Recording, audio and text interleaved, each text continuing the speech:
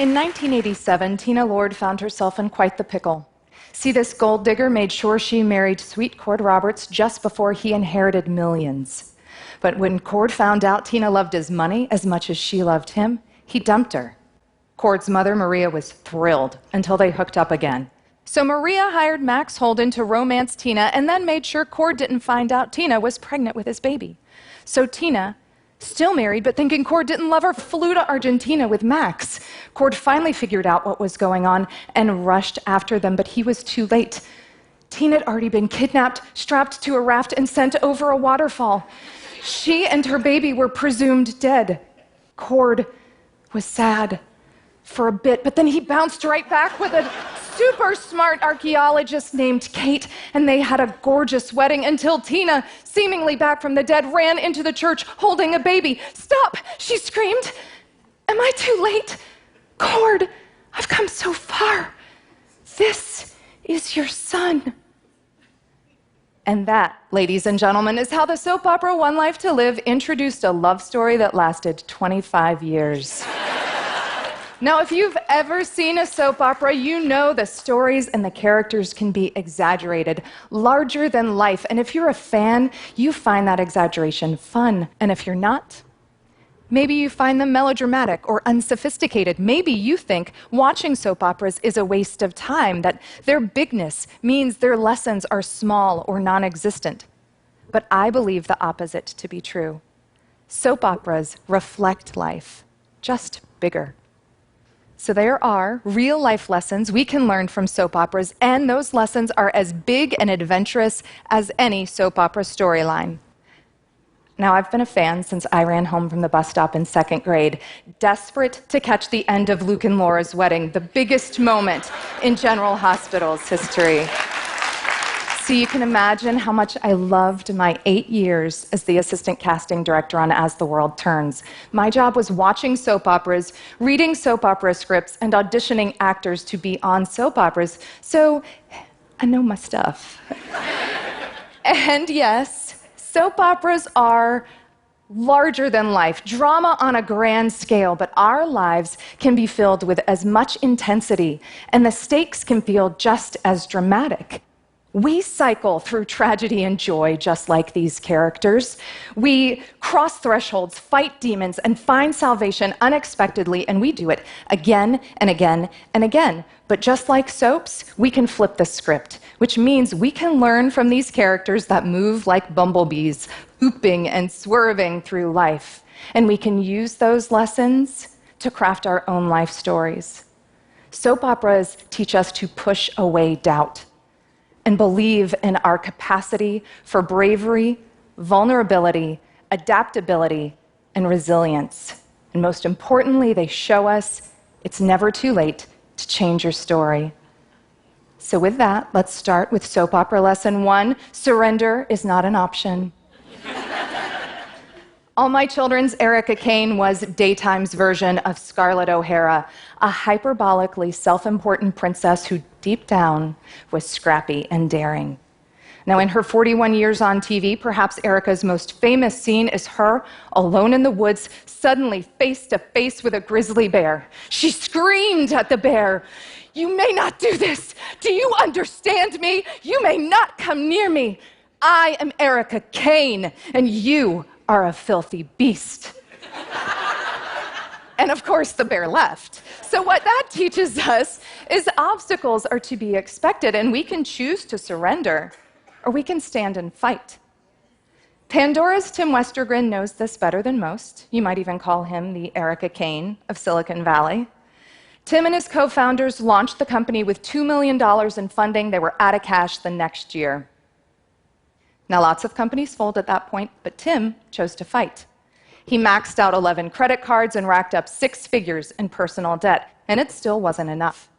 So every 2 weeks for 2 years, on payday, he stood in front of his employees and he asked them to sacrifice their salaries. And it worked. More than 50 people deferred $2 million, and now, more than a decade later, Pandora is worth billions. When you believe that there is a way around or through whatever is in front of you, that surrender is not an option, you can overcome enormous obstacles.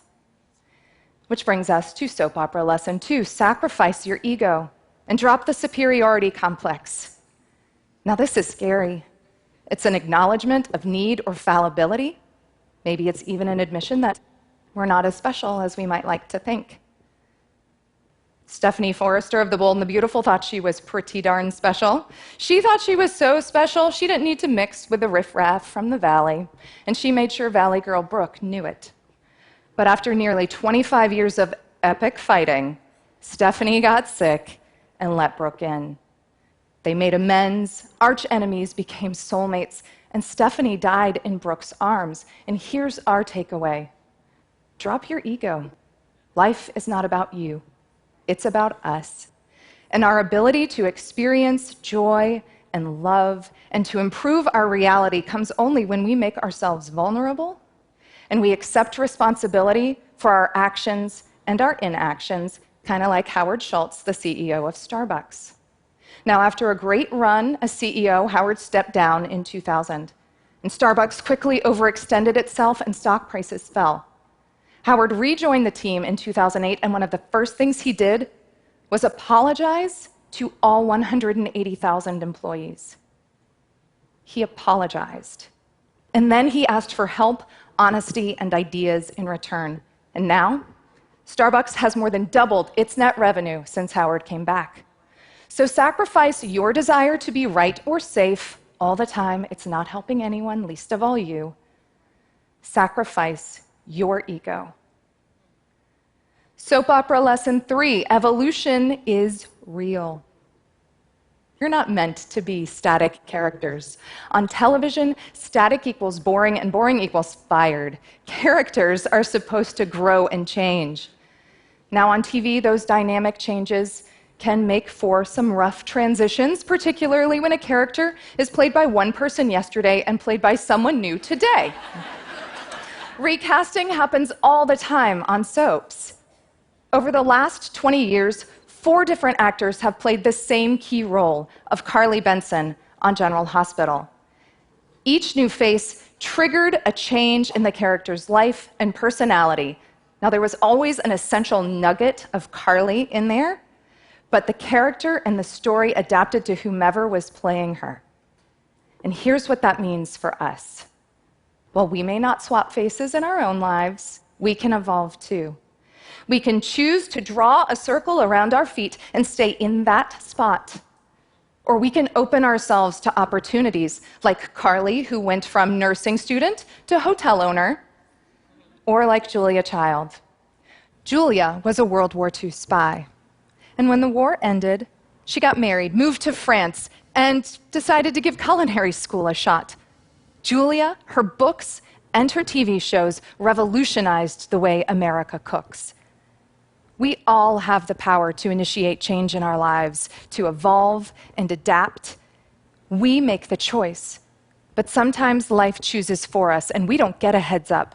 Surprise slams us in the face, you're flat on the ground, the air is gone, and you need resuscitation. So thank goodness for soap opera lesson 4, resurrection is possible.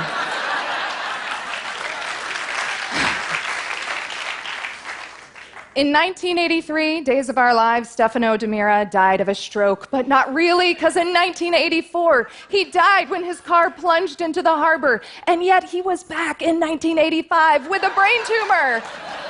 But before the tumor could kill him, Marlena shot him, and he tumbled off a catwalk to his death. And so it went for 30 years. Even when we saw the body, we knew better. He's called the Phoenix for a reason. And here's what that means for us. As long as the show is still on the air or you're still breathing, nothing is permanent. Resurrection is possible. Now, of course, just like life, soap operas do ultimately meet the big finale. CBS canceled my show, As the World Turns, in December 2009. And we shot our final episode in June 2010. It was 6 months of dying, and I rode that train right into the mountain. And even though we were in the middle of a huge recession and millions of people were struggling to find work, I somehow thought everything would be okay. So I packed up the kids and the Brooklyn apartment, and we moved in with my in-laws in Alabama. 3 months later, nothing was okay. That is when I watched the final episode air, and I realized the show was not the only fatality. I was one too. I was unemployed and living on the second floor of my in-laws' home, and that's enough to make anyone feel dead inside. But I knew my story wasn't over, that it couldn't be over. I just had to tap into everything I had ever learned about soap operas. I had to be brave like Erica and refuse to surrender. So every day, I made a decision to fight. I had to be vulnerable like Stephanie and sacrifice my ego. I had to ask for help a lot of times across many states. I had to be adaptable like Carly and evolve my skills, my mindset, and my circumstances. And then I had to be resilient like Stefano and resurrect myself and my career like a phoenix from the ashes. Eventually, I got an interview. After 15 years in news and entertainment, 9 months of unemployment, and this one interview, I had an offer for an entry-level job. I was 37 years old, and I was back from the dead. We will all experience what looks like an ending, and we can choose to make it a beginning. Kind of like Tina, who miraculously survived that waterfall, and because I hate to leave a cliffhanger hanging, Tina and Cord did get divorced, but they got remarried 3 times before the show went off the air in 2012. So remember, as long as there is breath in your body, it's never too late to change your story. Thank you.